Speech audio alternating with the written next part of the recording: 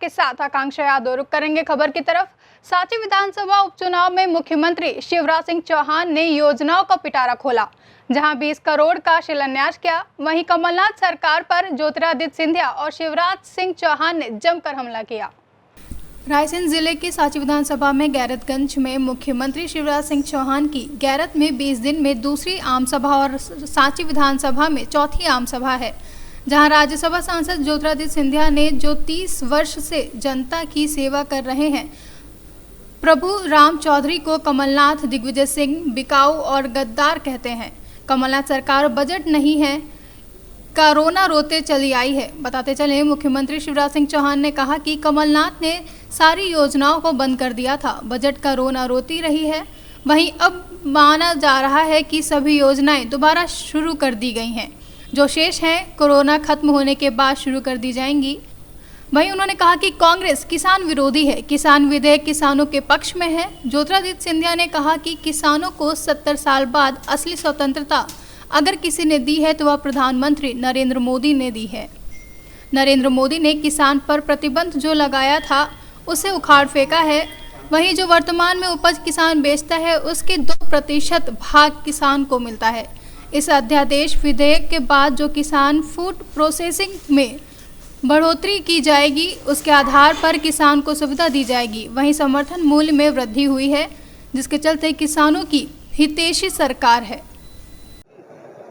किसानों को असली स्वतंत्रता अगर किसी ने दी है तो आदरणीय प्रधानमंत्री नरेंद्र मोदी जी ने दी है।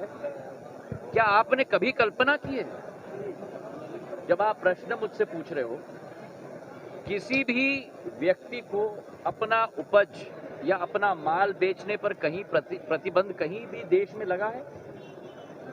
ये केवल किसान पर क्यों? जो प्रतिबंध लगा था किसान पर, उस प्रतिबंध को उखाड़ के फेंका है नरेंद्र मोदी जी ने, किसान को स्वतंत्र बनाया है। Point number 1। पॉइंट नंबर 2, जो वर्तमान में उपज किसान बेचता है और उससे जो माल बनता है, उत्पादन, उदाहरण के तौर पर आपके टेबल पर जब टमेटो का केचप का बोतल आता है, उसका 2% भाग ही किसान को मिलता है। इस अध्यादेश और इस विधेयक के बाद जो किसान को फूड प्रोसेसिंग में एंट्री दी जाएगी, उसके आधार पर किसान की आमदनी की बढ़ोतरी के हर संभव सुविधा उस किसान को दी जाएगी। नंबर 3, जो कांग्रेस पार्टी कहती है समर्थन मूल्य, मैं समाप्त कर लूं, समर्थन मूल्य की बात, नरेंद्र मोदी जी की सरकार में गेहूं का समर्थन मूल्य 45% वृद्धि हुई है 6 वर्ष में। आपका दाल का समर्थन मूल्य 65%। और जहां तक खरीदगी की बात हो, गेहूं में 114% बढ़ोतरी हुई है और दाल में 5000% बढ़ोतरी हुई है। किसानों के लिए agriculture infrastructure fund 1 lakh crore का स्थापित हुआ है। तो किसानों की हितैषी अगर कोई सरकार है तो नरेंद्र मोदी जी के नेतृत्व में भारतीय जनता पार्टी की सरकार केंद्र में और शिवराज सिंह जी के नेतृत्व में भारतीय जनता पार्टी की सरकार मध्य प्रदेश में।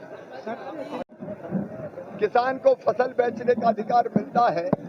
खेत में कहीं फूड प्रोसेसर, कोई निर्यातक अगर उसकी फसल को खरीदना चाहता है अच्छे दाम देके, तो कांग्रेस क्यों विरोध कर रही है?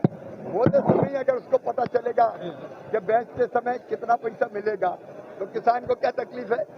किसान का अंधा विरोध है ये कांग्रेस जो कर रही है।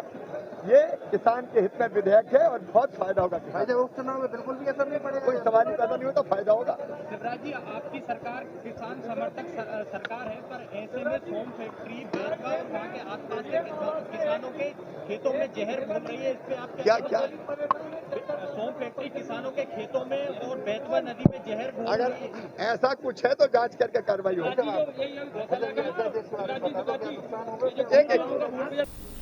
रायसेन से सीनू संवाददाता अरशद मसूद की रिपोर्ट।